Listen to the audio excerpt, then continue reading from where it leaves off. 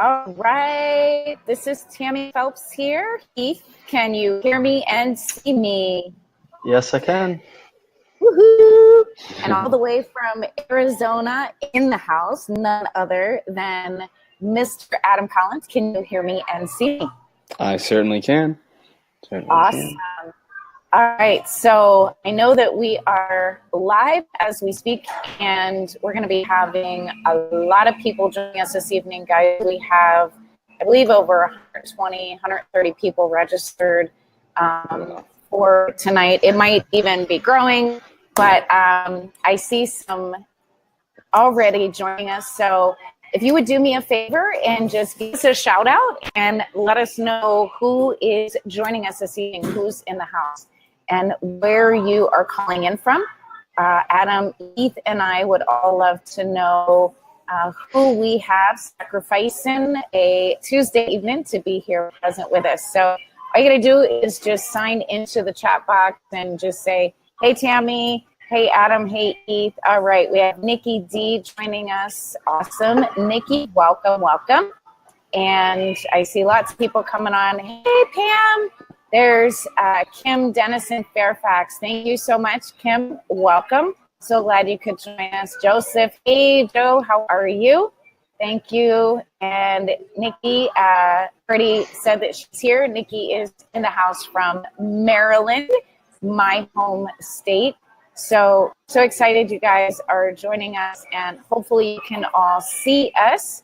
We have Carrie from the cruiser. Yeah. That is dedication and commitment. Just please keep your eyes on the road and not on the webinar. I don't want to be responsible for you rear-ending someone. So awesome. Tanya. Hey, Tanya. Good evening. Hello. I hope this is Tanya from my inner circle. Hey, this is Mary from Virginia. Welcome. That would be Heath and Adam's home state, although Adam is currently in Arizona on vacay. I think he said yesterday it was like 110 degrees. He's not even breaking a sweat. So yeah, go figure that. But anyway, we're so excited to be here, guys. This is Tammy from Capital City RIA, multi-unit inner circle. And tonight we have a really cool, really fun and exciting conversation planned for you. Carolina said, it's okay. She's making her partner drive. Good choice. Awesome. We're just so excited to be here. So, hey, Moises, I owe you an apology, and I also owe you a phone call. I'd love to connect with you tomorrow. I was going to reach out to you. It's been a crazy week. For me, my phone went down, and over the weekend, I ended up in the ER with my husband, who's got pneumonia. He's a very sick puppy. And speaking of puppies, my little guy actually just came out of surgery about 2 hours ago from a tumor that they just found on Friday. So like all of us, life rocks our world from time to time. But guess what? We still got to keep moving on, right? So I got the husband at home on cough medicine with codeine, sounding asleep. I got the little guy at the vet, sound asleep. I'm here at Starbucks with you two guys, and we are so excited. So let me just set the stage a little bit. Hey, Sharon and Brad, welcome. Thanks, Joseph. Yeah, he's a pretty sick guy, so I hope he gets well very soon. Thanks, Nikki. Hey, Nathan. Hey, Amigdo. Carolina, thank you guys so much. So, all right, without any further ado, let me set the stage. We are live, and, talk about commitment, talk about focus, talk about integrity.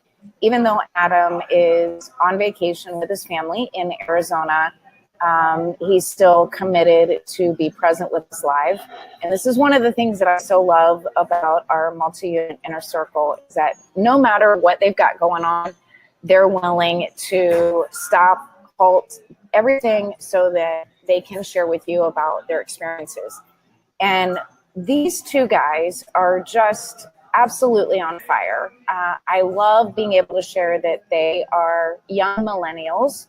I don't like sharing that they're young millennials because it makes me feel old, actually. But it's such an exciting honor to be on this journey with them. And when I met Adam and Heath,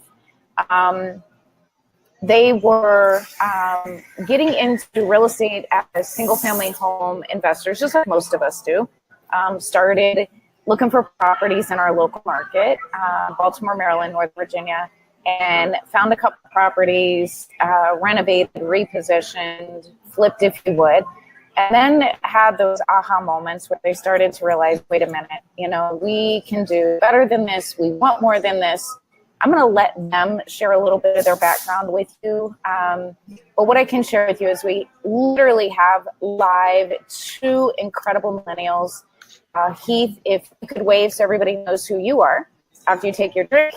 Don't you love that when someone say something right when you take a bite or a drink? And Adam, if you could wave so everybody just knows who you are, that would be great. Awesome. So these guys are business partners. They are crushing it. We're going to talk about their market. We're going to talk about this big 24 unit that they have a signed purchase and sales agreement on, getting ready to move into due diligence. And so a lot of fun, but believe me, there's a lot of butterflies, a lot of fear.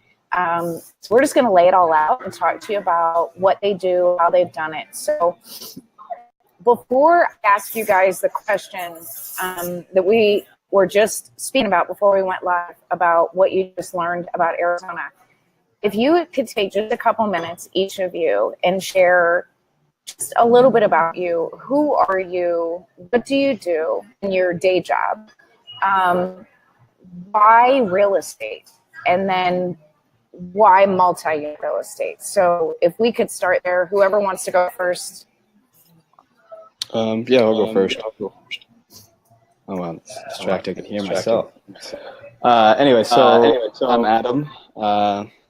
Me and Heath met each other my freshman year of college about 6 years ago, I suppose. But my day job is a commercial real estate broker, so I do mostly work with business owners to find office space, but I also work with some investors and things like that. Work in the DC area, all around, DC, Maryland, Virginia. Always knew that I wanted to do real estate since probably I was, I guess 16 or so. So a little while. Won't do the math there. It's been a couple of years. But anyways, and I always found real estate intriguing because it's obviously something tangible. I wasn't really the kind of guy that liked, the finance world too much because I didn't think that there was, a tangible asset there or real value being created, mostly just kind of moving money around. So I really like the idea of, creating something real. And then of course, always, when I was in high school reading the Forbes top 500 of, the wealthiest people in the world, almost every single one of them, if not every one of them, had some wealth come from real estate. Some obviously more than others, but just every billionaire or every millionaire you can think of, owns real estate, and it just makes so much sense to do so. So it's just something that makes sense to me. Just invest in real estate and be a part of the real estate community. Awesome. Adam, if you could do me a favor and pull your webcam back just a tad, like the top part of your head's cut off. Yes. Now I can see your whole mind. Awesome. Thank you. And I have a question for you. Because you actually just shared something with me that I didn't know. And I'm really intrigued because most 16-year-old young males are not sitting in high school reading the Forbes 500. So I find it fascinating that at 16, you're spending time in high school choosing to read who the billionaires are, wealth, the Forbes 500, not playing video games, not out partying, sneaking out the windows at night, chasing girls, driving your first car, getting speeding tickets, like all those things, right, that we do at 16 and 18. So can you just share a little bit of insight? Can you get us in your mind? What was going on at 16? 16-year-olds don't think about real estate. Are you kidding me? All they think about is getting away from their parents. Yeah. Well, to be honest, a lot of that thinking about real estate was done during my economics class. So maybe not paying so much attention to that. Ended up majoring in economics later on, but certainly daydreaming and kind of figuring out what I could do to just be successful in life. I mean, I've always been a big picture guy, so constantly looking at the big picture. Not necessarily. I'm not the best planner, but getting to the big picture and looking at how to get there was always something I was looking for. And I don't know. It's hard to get inside the head of a 16-year-old. So I don't know what I was thinking, but definitely knew where I wanted to be in life, and just had to figure out how to get there. So that's people always really tell you different things, but I was. And Adam, that actually makes a lot of sense, right? Because if you're sitting in economics class and you're learning about economics and you're looking at wealth and you're looking into this magazine about how could I become wealthy? Maybe at 16 you didn't know exactly what you wanted to do to become wealthy, but you knew there was a way to become wealthy. And so in looking at those magazines, in reading those articles or whatever, is that when you realized that the consistent trend that you were seeing was wealth was being created in real estate? Yeah, because at first I just kept seeing real estate, and I wasn't sure what they were doing in real estate. I didn't know if they were in residential brokerage or real estate investing, or they invested in REITs or commercial brokerage. So it took me until maybe it took me a while to kind of read and look at other people and see exactly how they did it. I didn't know a lot about real estate. I just knew, obviously, a house was a house and a building was a building. But over the next 4 or 5 years, I kind of studied real estate. I got an internship at a commercial brokerage firm, decided that was the kind of the day job path I wanted to start in real estate.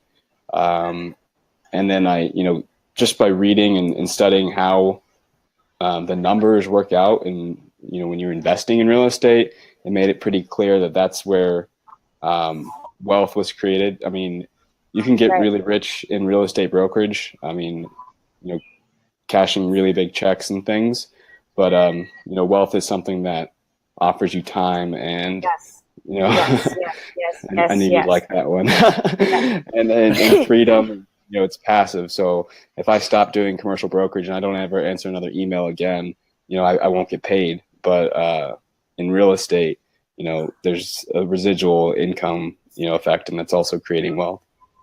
Right. And I know you just said and shared something that I wanted to hear. But now that we've been on this journey together, wouldn't you honestly say in your heart, in your mind, your soul, your spirit, that you see the difference between getting big fat checks at a commercial brokerage that you can get rich versus what true real wealth looks like, what it feels like, what can it be, and how it's created, and the difference between wealth and rich?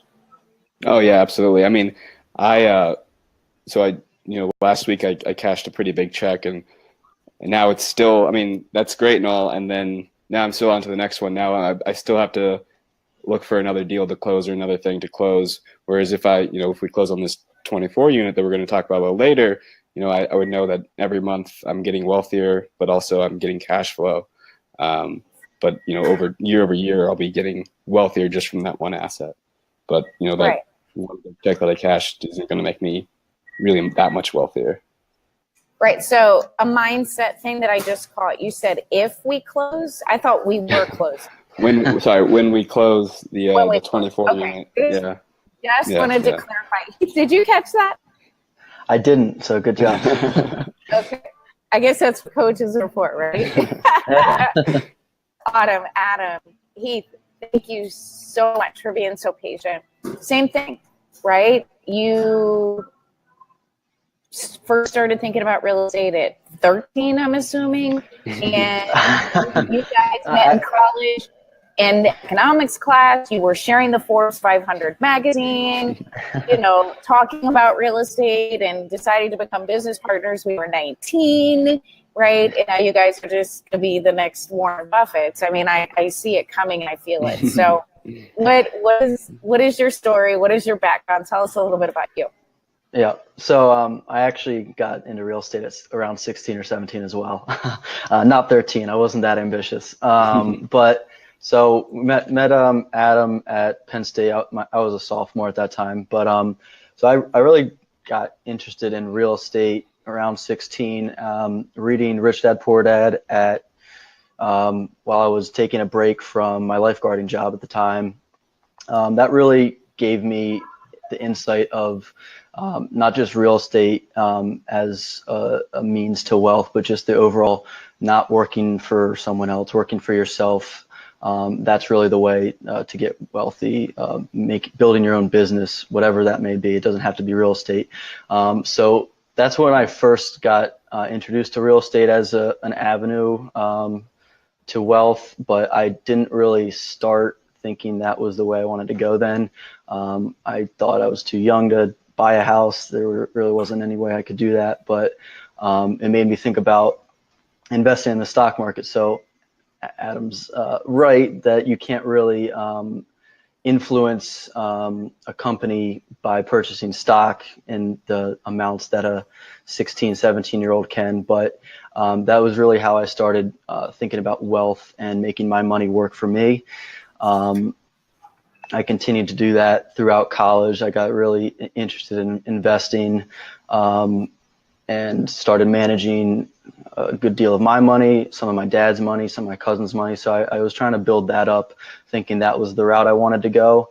But I ended up not getting into the business school at Penn State because I changed majors a bunch. I originally thought I wanted to go to medical school, so that kind of messed up my aspirations of getting into the business school once I realized that's the route I wanted to go.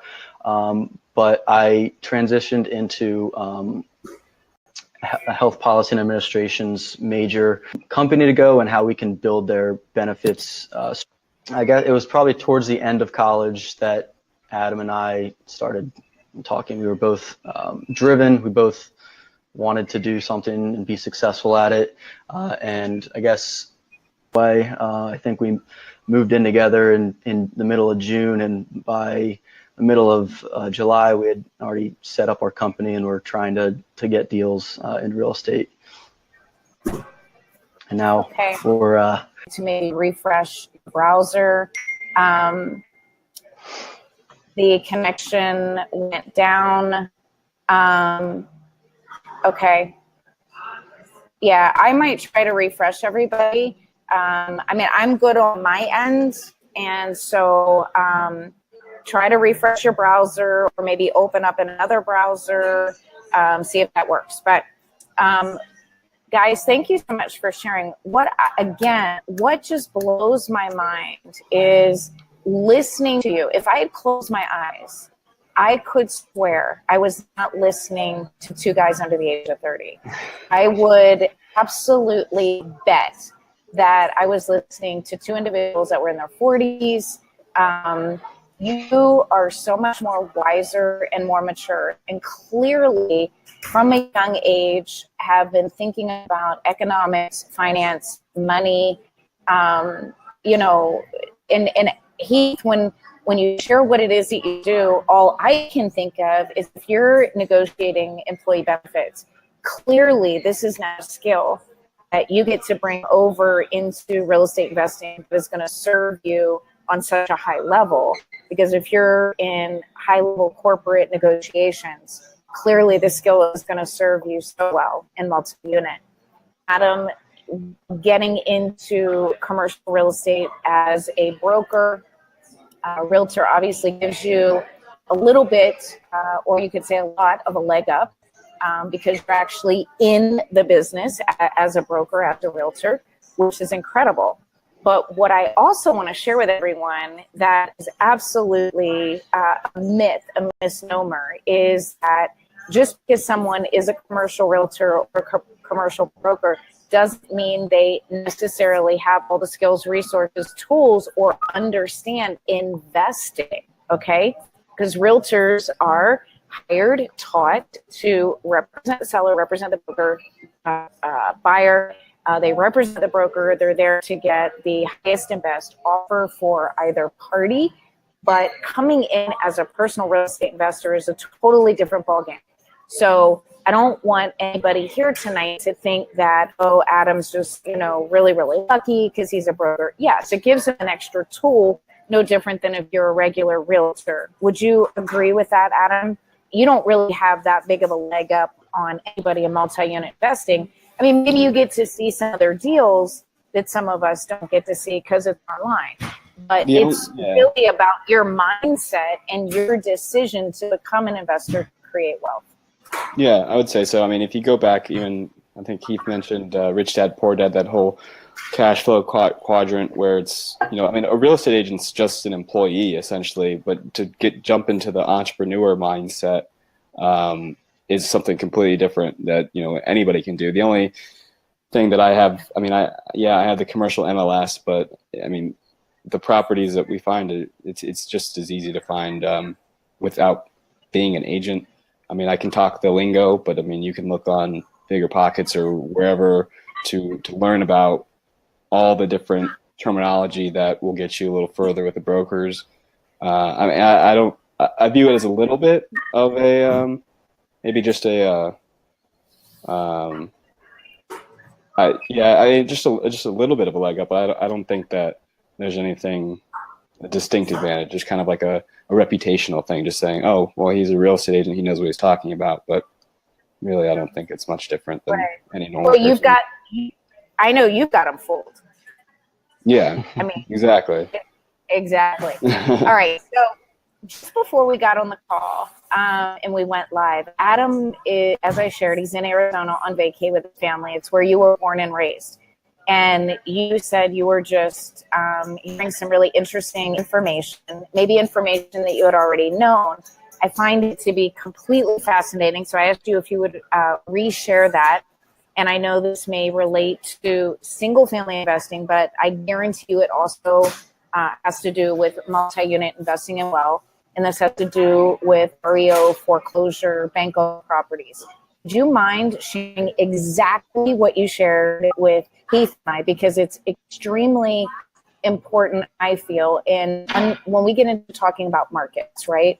And why we have to identify markets we want to invest in, and why you guys have chosen to be in the specific market that you're in, because you've been in a couple different markets, right? So knowing your market is absolutely fanatical. I know you'll touch on that, especially being a commercial broker. So can you just share with everybody what you shared with us? Don't leave anything out because it was fascinating. Yeah, so if you guys know anything about the 2008 financial crisis, Arizona, post that crisis, Arizona was a hotbed and still kind of is a hotbed for real estate investors. The reason being is the foreclosure rate in Arizona was so high. And so I actually just kind of learned this. For a client of mine, we're talking about personal guarantees in a state like Arizona, which is called a common law state.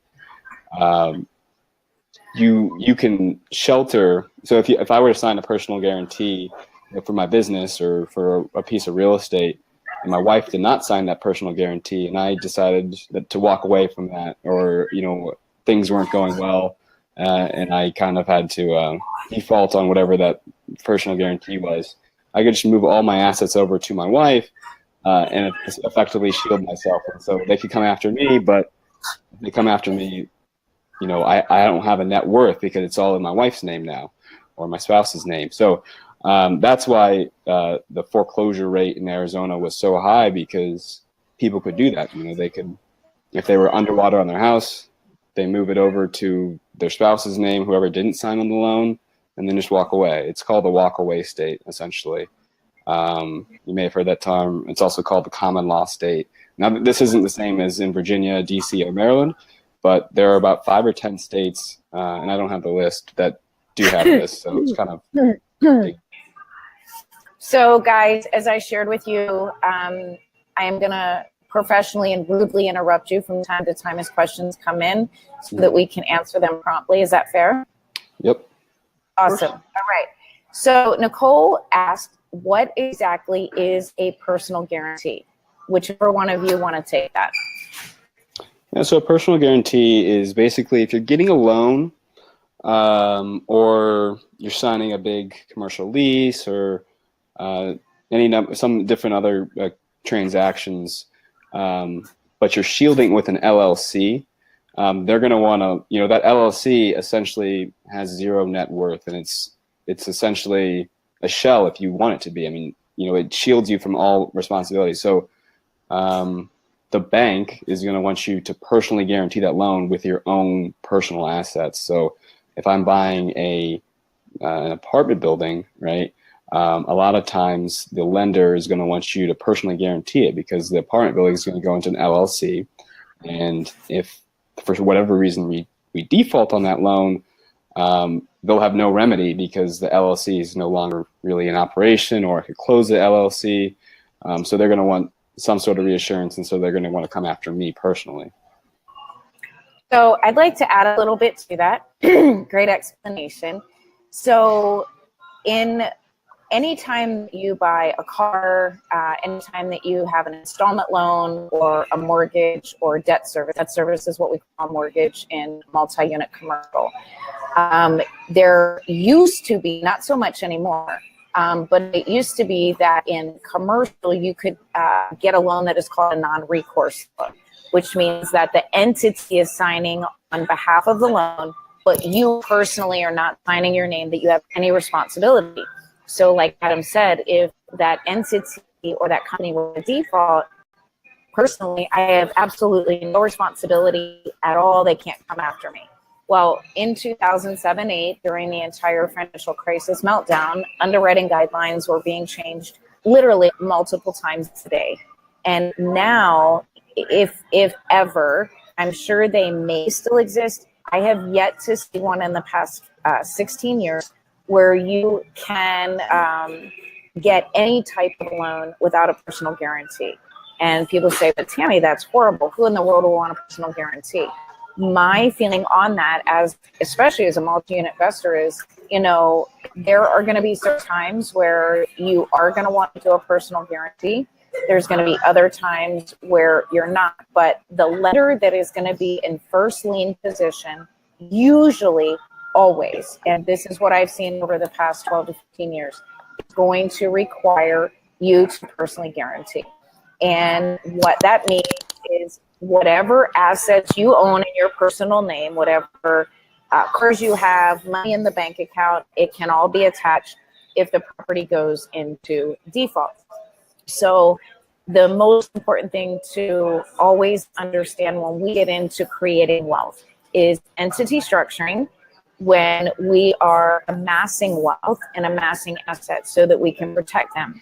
We don't ever want to buy any asset in our own personal name, even if it's a personal single-family investment property, even if it's a primary residence. You do not want to own it in your own name. It's much better to either put it in trust or to put it into an LLC or some type of an entity to shield it and protect it. And then, of course, we could get very, very advanced and go very deep into the layering of entities and asset protection and moving sideways, et cetera, et cetera. That's not for this conversation. So in Arizona, as Adam was sharing, it's literally called the walkaway state. And if you think about back in 2000, 4, 5, 6, and right before the whole entire economy crashed, 5 big states that were doing the most, seeing the highest rates of appreciation were what?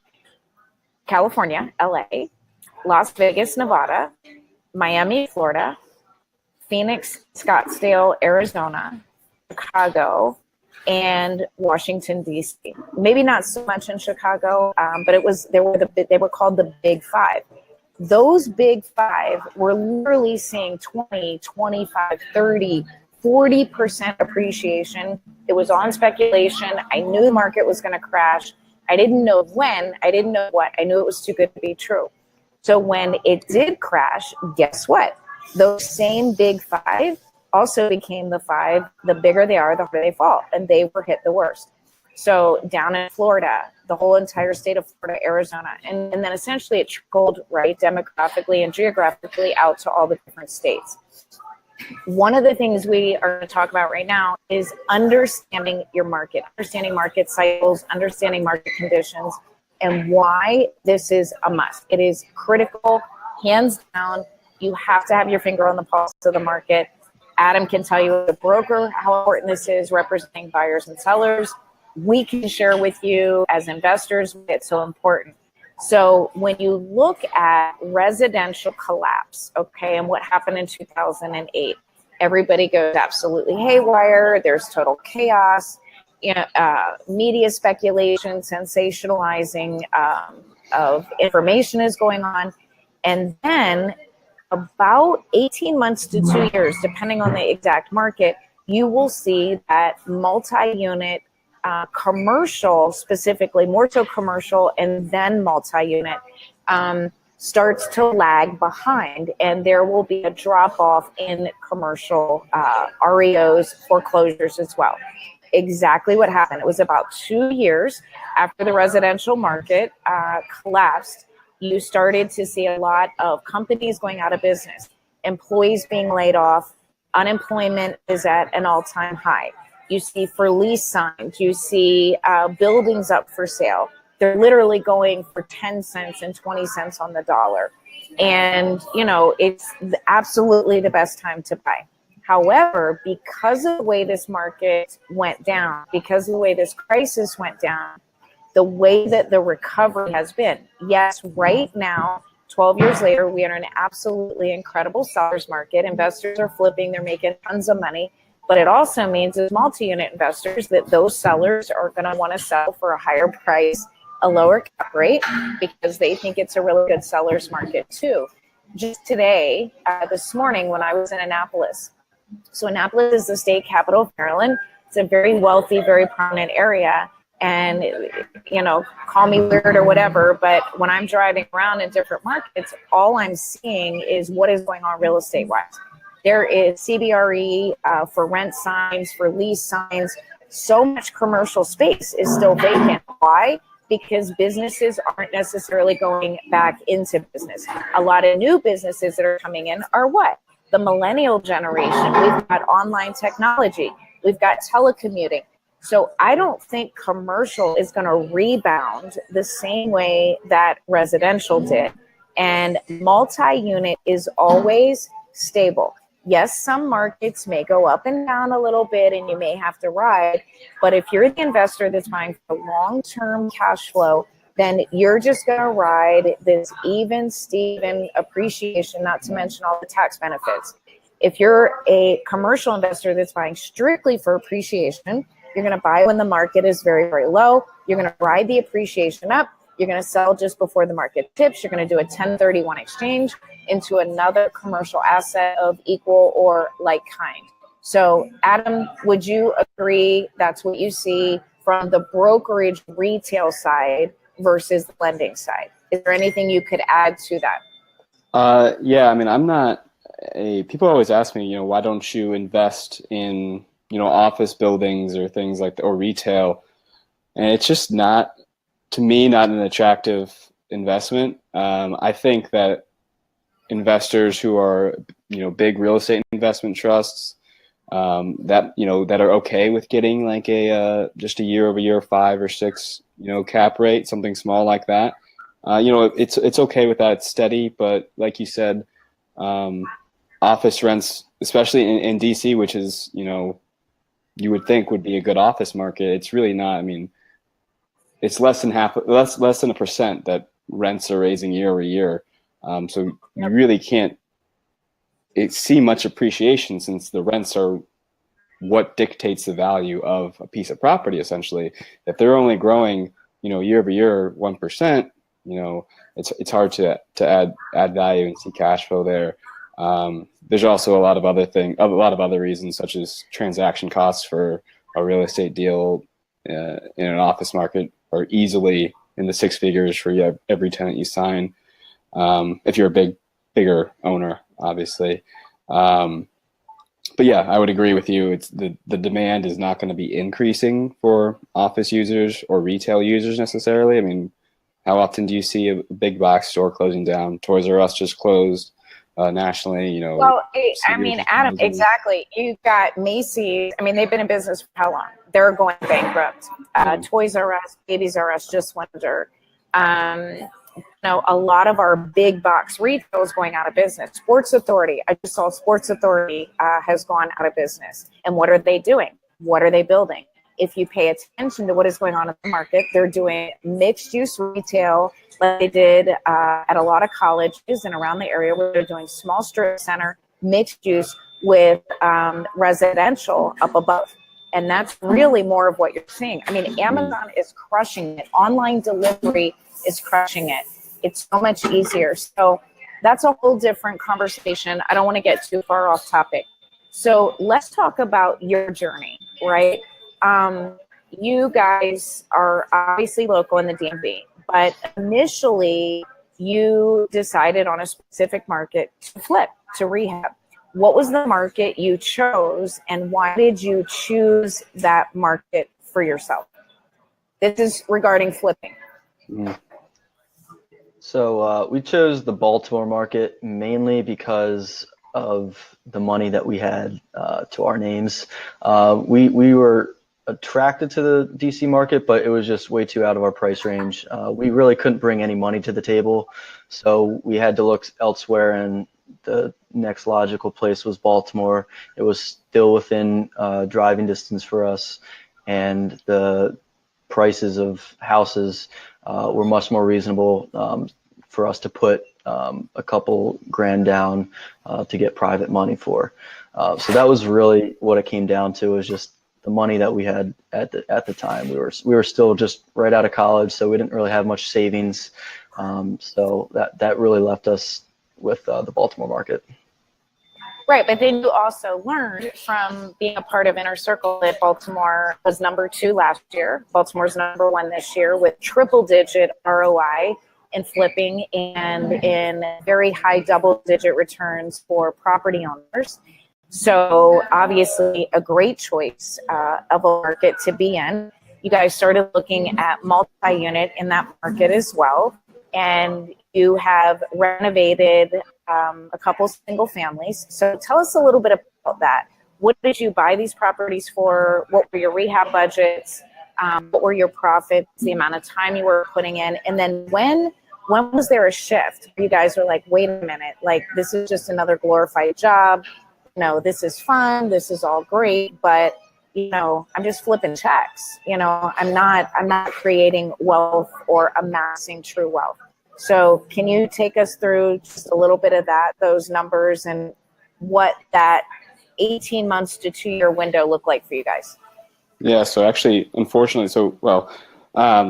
we are still working on actually 3 of them. Hope to get them all to the market this summer.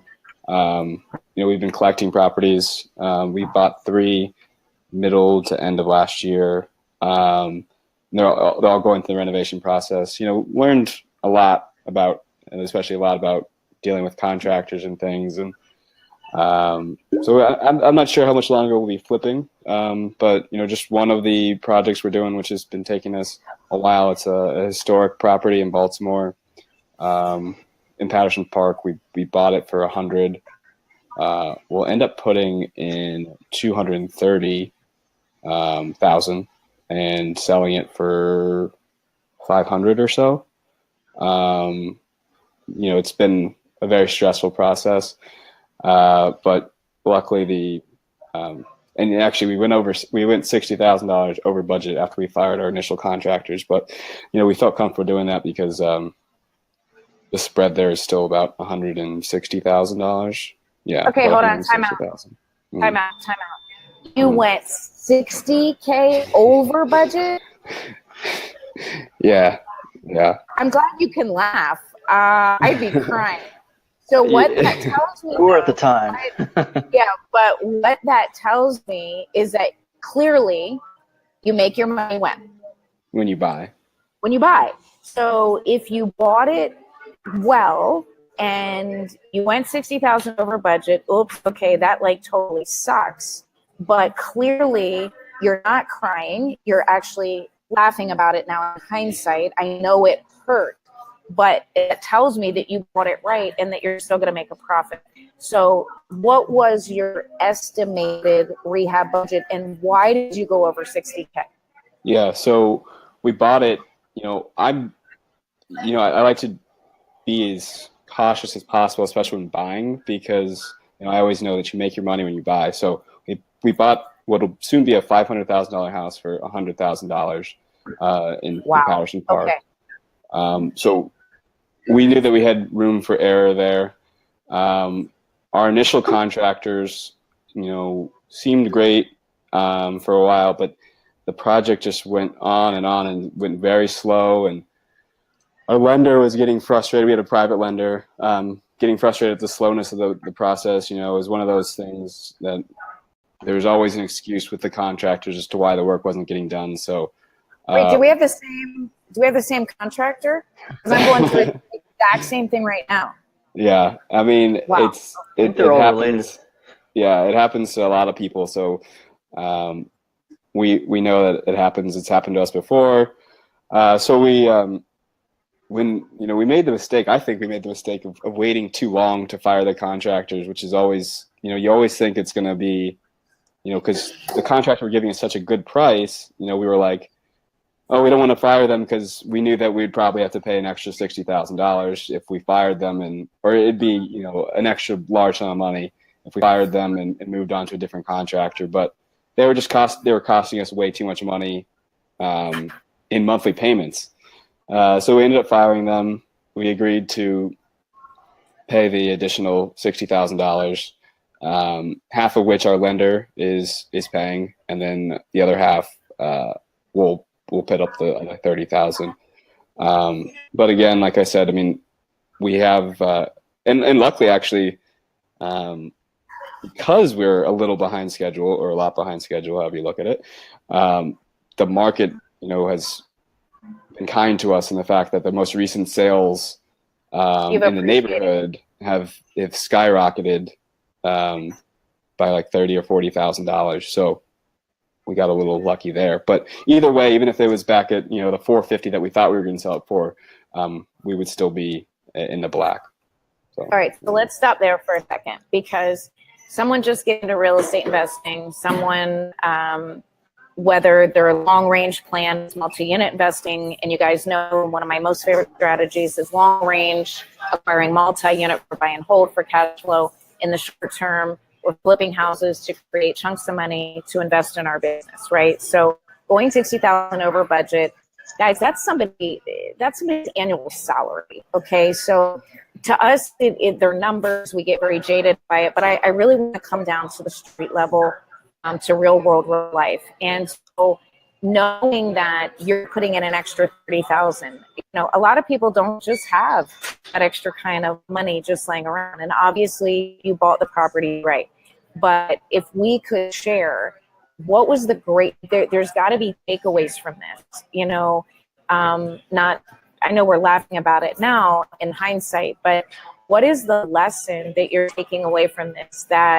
What did you do well? What didn't you do well? And which you kind of shared already. And what will you absolutely do different next time? Because this all goes back to due diligence. Heath, how about you? Yeah, so I mean, as Adam said, we definitely bought it well. It was a great price and a great area. So that was really the one thing that saved us in this instance. But we definitely weren't hands-on enough with the contractors, letting the process go on too long. And some of it wasn't our fault. But we had to get a CHAP credit, which took a while working with the city. But even from there, we really let them get away with too much, not keeping on them for getting work completed in a certain amount of time. So we probably should have had a stricter schedule with them, more money on the table on their end if they don't meet certain deadlines, and then having better communication with them. We weren't communicating with them on a regular basis, making sure work was done. So that was on us, not keeping up with the project. I mean, We did have a couple other projects going on at the time, so we might have bitten off more than we can chew, and we realized that shortly after we closed on the third property in 2017, that this might have been a little too much, because by that point we were also really getting into multifamily and looking into that. So we're both very passionate about real estate, but I think we were a little aggressive, and you helped us with that, and just backing off a little bit. We have big aspirations for ourselves, but at some point you have to take a step back and look at what you're doing. Like, are you really able to juggle all these balls and succeed? Because if one drops, you're going to be back a lot further than if you had just done two to start with. So it's really just setting expectations with yourself, with the team that you're working with, the contractors, so you can stay on track and not get overwhelmed. Right. So I appreciate the honesty and the transparency, guys, because so many times we get on these webinars and they're recorded presentations, or we go to meetup events and everybody just wants to show these big, huge profit checks, but they don't talk about what goes on really behind the scenes out on the street, right? When real life hits. I mean, you guys are both working full time. You live in Northern Virginia. For those that don't know geographically, that's about an hour to an hour and 10 minutes without traffic. With DC traffic, it could take over 2 hours just to get there. So they're both working full time. Very excited as real estate investors, and not able to manage the project effectively. So having a project manager that could have supported them, communicated with them about what was going on. They wanted to be more hands-on. They just weren't really able to because of their job. And before they know it, you know, like they said, they bit off a little bit more than they could do. When we started working together in our circle, we had to really evaluate where they were in their mind, in their heart, spiritually, where they wanted to go, and you know, started to just kind of slow down and back up and really, really assess. Let's take what we've got. Let's get those finished up and decide whether they're going to be in the rental portfolio or whether they're going to be flipped and sold out. So I really appreciate you guys sharing, you know, honesty and the lessons to be learned, because I call those seminars, right?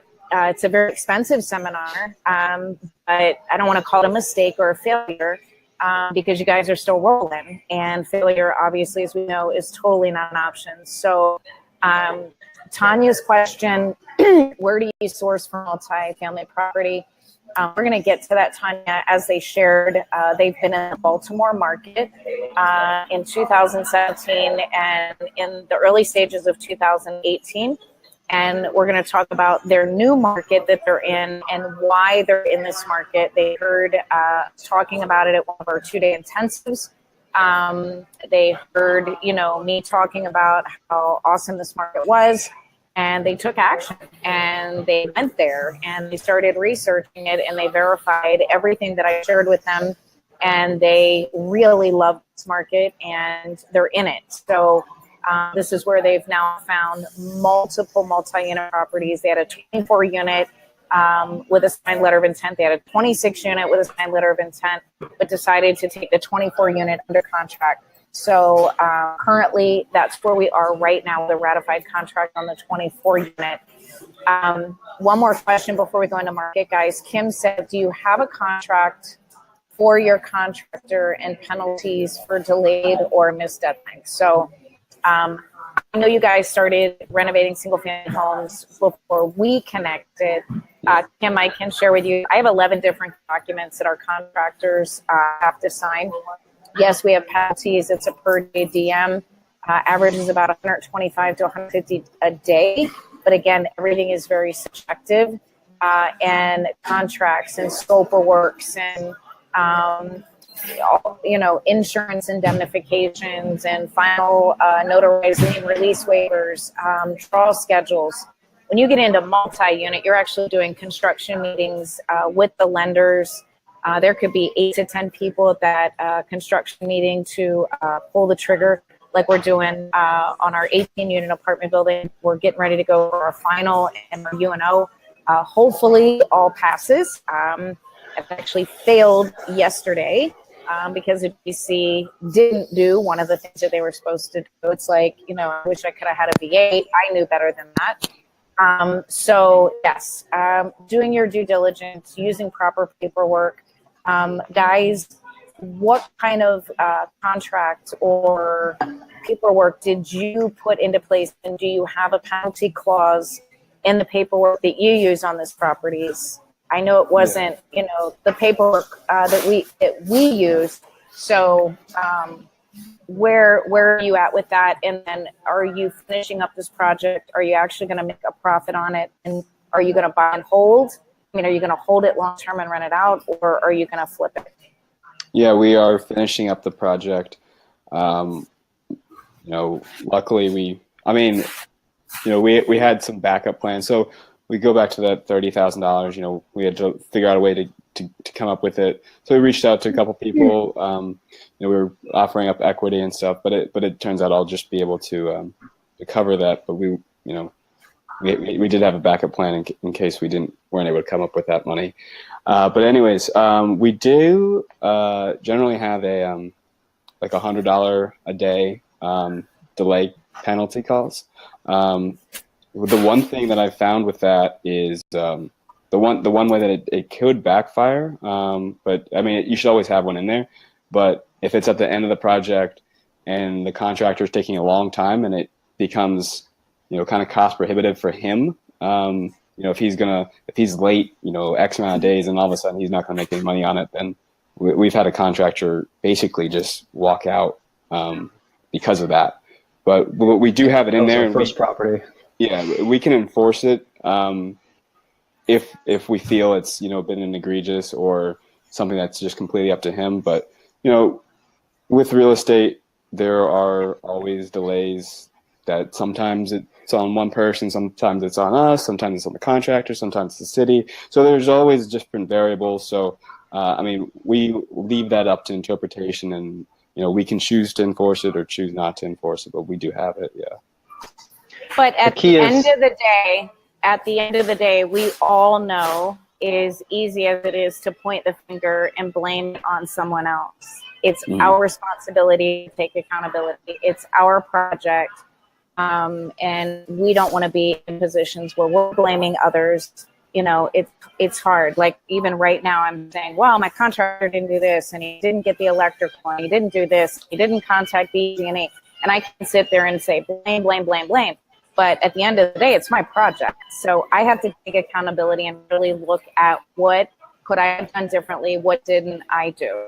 So I want to make sure we're staying on track. So I know you guys were looking at some multi-units, large multi-unit acquisitions in Baltimore, because we analyzed several of them. We looked at several of them.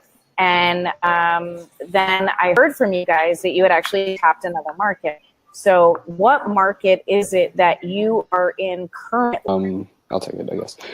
So yeah, we were in the Norfolk, Virginia Beach, Hampton Roads area market. This particular property is in Norfolk. And yeah, I think that we met with Tammy in like January or February, Capital City. And she's like, oh, you should look in, she gave us a couple of different markets. So we looked into Norfolk, and she told us about it. And I have, Heath and I have a good friend that lives there. He's also always talking about how much is going on in development in the area. But really what really sold me on it, and if there is nothing else great about the market, which there are plenty of good things about the market, is the 7 military operations that are there. And as you guys know, the United States government loves our military and spending money on it. So we don't feel that those are going to go anywhere. And in fact, they're building a new ship that should be delivered in the mid-2020s that is going to bring like 20,000 more jobs. So if nothing else, the military presence is a very strong indicator that we think it's going to be a strong market for many years to come. It is the largest naval installation in our country. It's Norfolk, in the world. Virginia. In the world, yes, in the world. My nephew is actually stationed there. I just saw him this weekend. He made chief. He's actually getting into real estate investing. So It's kind of like DC, Northern Virginia, Maryland, if you're from this area, where it's kind of tri-state. Although it's all Virginia, it's tri-area. So you've got Hampton Roads, Norfolk, Williamsburg, Virginia Beach. It's just this absolutely amazing place that is being held down by the largest naval, installation in the world.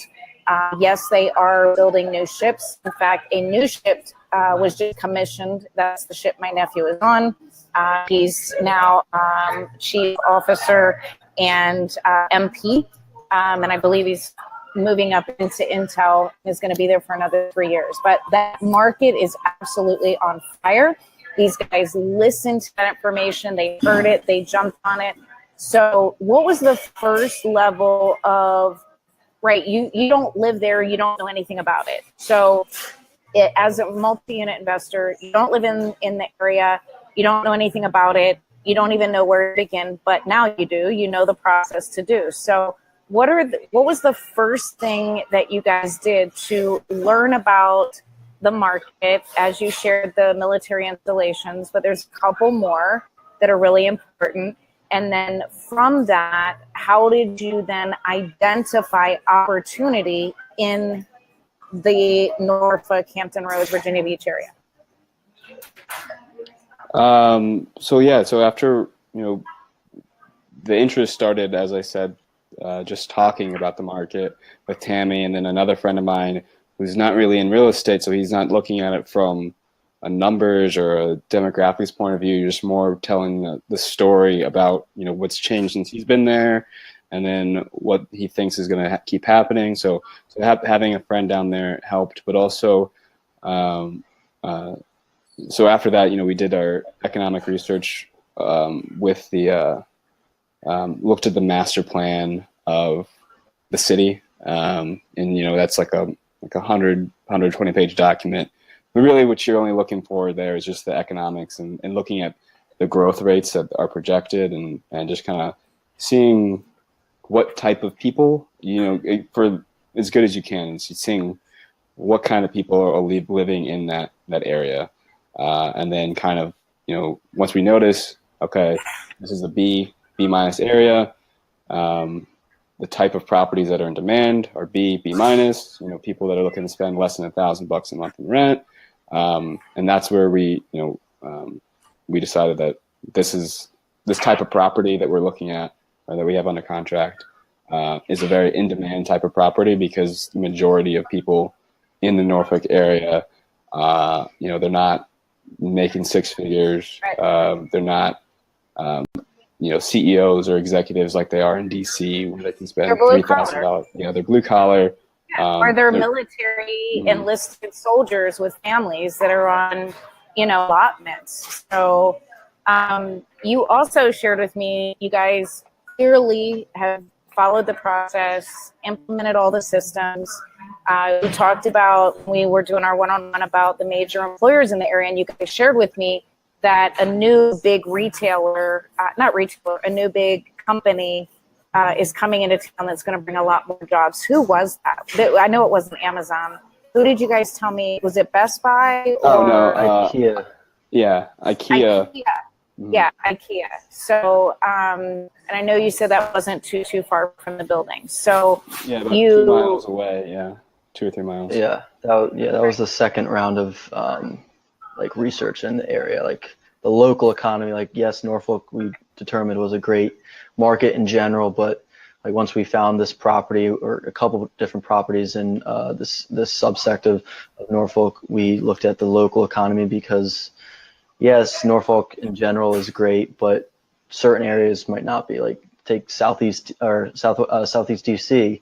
Like DC as a whole is great, but there's not a lot going on in the local economy in Southeast that makes it a stable environment to buy a multifamily that will give you a stable return. So the second round of research, we saw that IKEA was being built. And that's part of a larger shopping center that is already well established with, I forget what other big box retailers there. So the second round is really understanding the local market and where the people might be working. where they're going to want to go out to eat or go get their groceries or stuff like that. So that's how we found out that there was an IKEA being built there. And these guys know that they're not to jump in their cars and instantly drive down to the market to just do a lucky loo, because we don't have time for that. So they're doing all of this research online, following the online market research checklist, following these due diligence checklist. Adam has tapped into his strengths and analyzing. Obviously, Heath has tapped into his skills. When Adam gets back, we're going to be setting up the on-site inspection. I will be there live on-site with them to actually get the building and the systems inspected and step right into our feasibility study, our due diligence study. So when you guys identified these properties, what is one of the things we've talked about, you, in addition to knowing your market, right, hands down, is then you must know your search criteria. You've got to know what you want. You've got to know where you are. You've got to know what you want to achieve. Even though some people say, but I don't know. Well, it can always change, but we have to start somewhere. So you guys played big immediately out of the gate, right? You said we want to do 20 to 100 units right out of the gate. Very, very aspiring. And you have lived that. And it's an incredible honor. So what exactly is your search criteria, and what did you stay true to in identifying this 24 unit? Let's start there. So for us, Heath and I, a little bit of cash flow is important. Something that will, after we pay off investors and things, cover our rent and allow us a little more freedom to do more real estate transactions and, have more money to do those transactions, things like that. But something important, going back to me just wanting to have a safety net, is something that cash flow day one. We weren't looking to do any big major renovations. We weren't looking to take a property that was 40% leased and try and lease it all. And part of that is financing. We wanted a property that would be easily financeable, something that we could pitch to equity partners, that was good as is, but also was able to have some good upside from a balance sheet point of view, what I call balance sheet value adds. So this particular property, well below market rents, and then there's higher than needs to be expenses. And so those kind of value adds are what we look for. So, this property is 100% leased, so it cash flows beautifully from day one. If we didn't do anything, it'd be, it wouldn't be the end of the world. We could still live with the cash flow. It's still an okay investment like that. So we wanted to find something that was, nothing heavy lifting. So then it also needed to be kind of in the C plus B range property, which is a blue collar kind of property, I suppose you could also say it as. And so the price per unit is just an easy way that I personally weed out other properties. Generally, if you see a property that's trading for $150,000 a unit, this is just because I've analyzed a whole lot of properties, and yes, this is maybe something that, because I'm a commercial broker, I see, I don't know, it could be 10, 15 properties a day. I just know that, if you're paying that much per unit, you're not going to get the kind of cash flow in a Norfolk market like that, because the rents just don't match it. So I knew that we needed to be, I said below $70,000 or $75,000 a unit. We got it for $62,000 or $63,000 a unit. So obviously your search criteria has got to be very specific in writing. Obviously it's something you guys have to agree on. And it's like getting so laser focused with blinders on, right? If all the other stuff that is out there doesn't meet your search criteria, we're not interested in it. And there's two different types of strategies to have. These guys are still working full time. You heard them. They wanted more of an occupied property that wasn't in a lot of distress. So what does that mean? That's awesome. There's nothing wrong with that. It's not good or bad. They're going to pay a little bit more up front for a property that is a little bit more turnkey, a little bit lower of a cap rate, but they plan to hold long term. They're not buying this property or this asset to ride the appreciation up. On the other hand, another investor, my investment strategy, for example, is distressed assets. So I prefer to buy distressed assets very, very low, reposition and stabilize them to create incredible amounts of equity. And it takes sometimes a lot longer to see really, really good cash flow because you're putting so much money back into the communities to reposition them. But there's all different types of, equity plays, as I said, value plays, financial plays, physical plays. And we're going to go into this a lot more in depth this weekend, June 23rd and 24th, at our multi-unit 2-day street and commercial bus tour. And so I'm going to give you guys a link in just a little bit. Alexis, if you actually want to put the link in the chat box so everybody could have it. It's this coming weekend. It's 2 full days. There's just so much information. There's only so much we can share this evening. Obviously, I want to be respectful of time. Adam is going to be in Arizona, but Heath is going to be there with us. So you'll be able to ask questions. You'll be able to hear more about what it is that the Inner Circle does, what it is about how you could become involved with multi-unit. And then we're actually going to get on a chart lecture is so, so powerful. So VIP is already sold out. I know there's only a few seats left, but anyway, let's just keep rolling through. Alexis, if you would do me a favor and just put the link up, and then I'll show everybody a little bit later. So these guys, right, they've identified the market. Their search criteria is so identify for what they want. And then from there, they started to identify properties. They do a high-level sniff test, which is to weed out yes, no, maybe so we're not becoming paralyzed by analysis. Both of these guys can get very deep into analysis. It's just their mindset. They both now know not to go too deep into the analysis with the sniff test. They then brought it down to 2 properties, a 24-unit, a 26-unit. Adam and Heath both go very, very deep into the analysis at that point. And they put a LOI either to the broker or to the seller. They wait for that to be signed and sent back. And then we start going into drafting a contract or a purchase and sales agreement and breaking out what the due diligence period is. So you guys said that this property is 100% occupied. So give me some numbers. I don't want to necessarily give out the address yet. We've talked about the market, but what was the seller initially asking? What did you guys get under contract for? What is it that you believe on first level financial analysis that you're going to be cash flowing day one? And then what do you project your cash flow to be at least, let's say, by the end of 12 months? Okay. Heath, I can take this. I got the spreadsheet in front of me.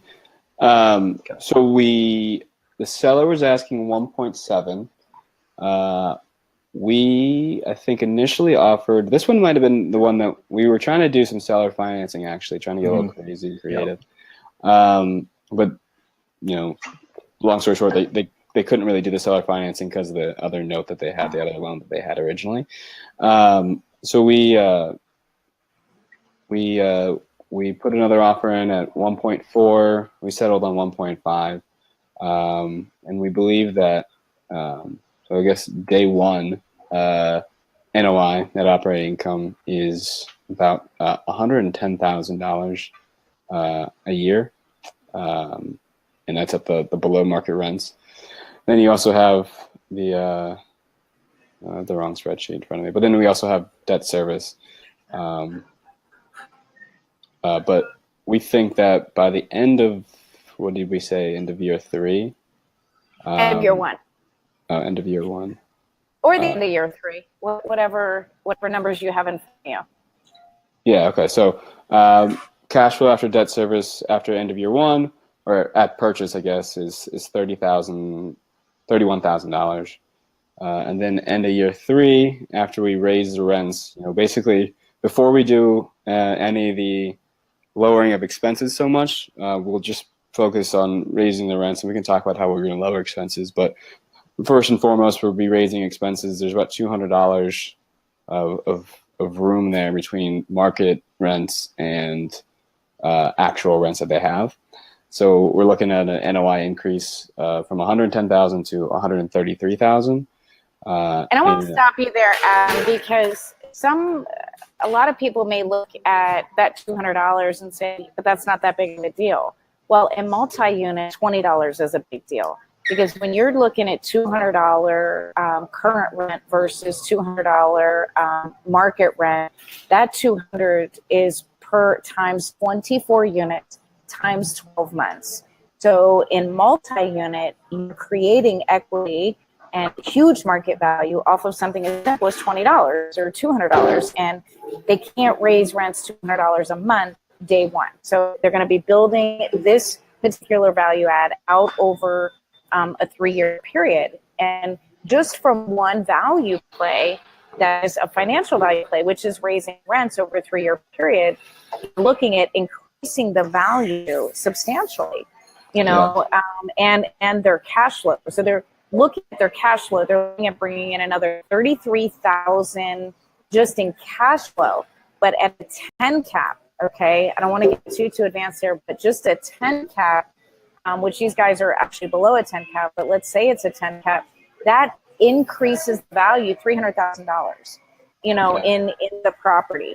So they realize that, the long-term play off of something as small as $200, that $200 literally actually equals $300,000 value or more, and that's just one play. So, there's a lot that goes into the analysis of it, but a lot of people may look at this building and say, oh my God, they're asking too much. I wouldn't buy at this cap or that cap. You guys are young, you're under 30, 1.5 million. Oh my God, you've got to be crazy or you're nuts. But I don't see you guys shaking in your boots, although I can't see your boots. And I know, we've talked about it, but what is your fear? What 1.5 million acquisition is pretty substantial. So what is your fear? I know you're real. I know you guys have a heart and a soul and a heartbeat. I know there's got to be some fear, but maybe not. Maybe you're so confident right now because of us working together, because of all the work that you guys have been doing up in the forefront to get to this place. Does 1.5 scare you? Let's talk about that for a few minutes. So no, it doesn't scare us anymore. It might have on the first multifamily we looked at, just because we were just dealing with single family houses, so a couple $100,000. So 1.5 would be a big number, but after going through this process, looking at a bunch of properties, and just seeing from day one, if it's going to cash flow that much money, it's not that risky of an investment. You'd have to lose a substantial amount of your tenants right away to start losing money, and that's challenging to do it. That's why we're doing the property is $150 more than ours. We live in an apartment right now. We got a $100 rent increase last year, and we didn't do anything. It's easy to just say. Exactly. Yeah. The moving costs and the additional rent that you'd be paying at another place, it's not worth moving. So we look at it as there is always risk in any investment you make, but the amount of risk that we're taking on isn't high. Yes, the purchase price is high, but that doesn't equate to the risk that we're taking on. So it doesn't really scare us per se. Awesome, Heath. Very well said. And we're going to talk about that this weekend. A lot of investors get hung up on price, and it's not always about price. Sometimes price is not relevant when you're getting the terms that you want, or you're getting the value add and the value plays that you want, or you're looking at it long term. So where a lot of people may walk away from the property, these guys move forward because they saw the opportunity long term. So Frank, his question was, were they move-in ready, or did they need work? And I believe I actually already shared that. These units are 100% occupied. There's probably a little bit of deferred maintenance. We're going to be scheduling an inspection probably for next weekend. So we'll, I'll be there with them and we'll see. We looked at a 45 unit earlier in the year. They were incredibly excited about it. We did a full day site visit inspection and it was horrifying. The sewage and just everything that we found there. It was in receivership and had been bought by some brothers and they stripped all the equity out of it. So, some of the best deals that you do are going to be the ones that you walk away from. And obviously they spent several months on this. They put a lot of effort into research. They had to pay for an inspection. But, this is the cost of doing business. Now they're in this great, fantastic market that's got major anchors. Their rent, it pays for their cell phone. It pays for, some of their expenses. I guarantee you by the second one that they purchase, they're going to be pretty darn close to really starting to put some money away. The third property that they acquire, I guarantee you both will be, terminating their employers. So I just want to be respectful of everybody's time.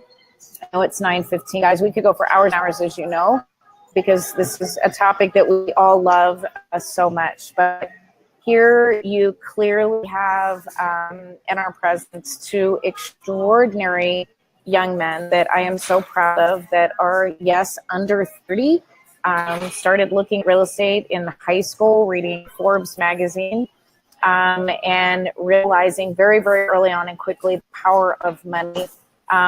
They listen and sit quietly, but they pounce like cougars, and they run like jaguars, and they just jump into what they hear, and then they go verify. They trust the information, and then they verify. And now they have this magnificent 24-unit apartment building under contract. And we're going to, as I said, we're getting ready to go into the due diligence phase and the feasibility study and getting the contract. We'll start verifying the leases. We'll start reaching out to other vendors. We may be issuing estoppel letters to the residents to verify rents.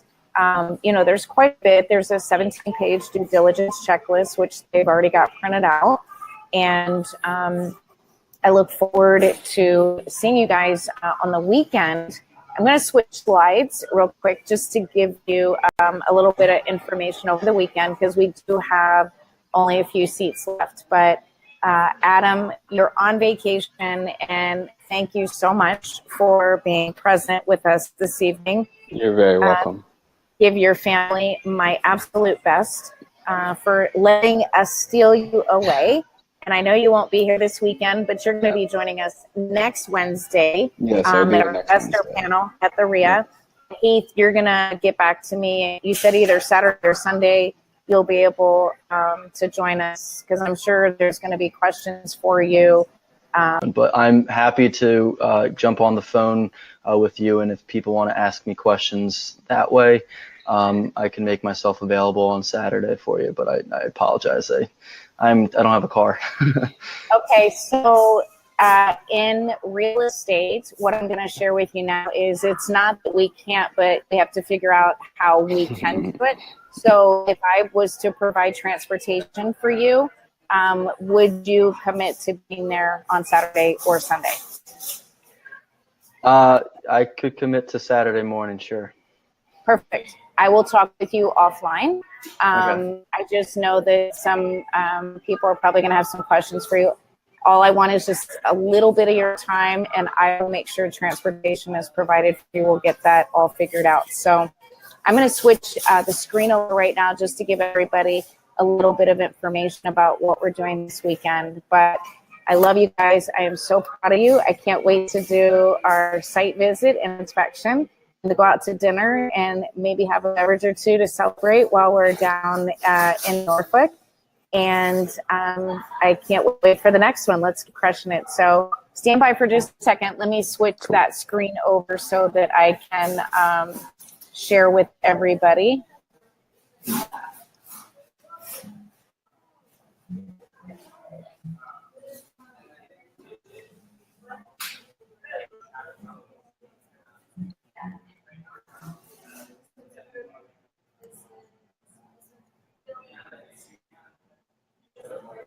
All right, so if everybody can actually see my screen now, we're going to be in classroom all day on Saturday. The seats absolutely sell out. Try to keep it as minimal as I can, literally just $67. Why? Is there even a cost? Because lunch is provided for you on Sunday. It's to help pay for my team. It's to help pay for the luxury charter bus that we're going to be on. We are going live on site to several different properties. I've actually got a realtor and agent right now pulling up a couple properties that are for sale on the market. I'm going to share with you guys a very, very large 15-bed residential assisted living that is under construction. I'm going to share with you a 25,000 square foot apartment building. We're going to see maybe some duplexes, triplexes on the smaller side as well. Remember, multi means what? More than one. So there is no right way or wrong way. You are no less of an investor if you choose to invest in a 2-unit or a 3-unit. So we have an amazing time. It's a great party. As I said, VIP is already sold out. We're going to be at Doubletree Hilton in Columbia, Maryland. And so all of the information is here as you see. We will get started promptly at 8:30 for registration on Saturday. And then Sunday, the bus will be pulling out of the parking lot at 8 a.m. We will have lunch for everybody on board. It's really going to be just an amazing 2 days. And so I want to give everybody the link if you are interested in joining us.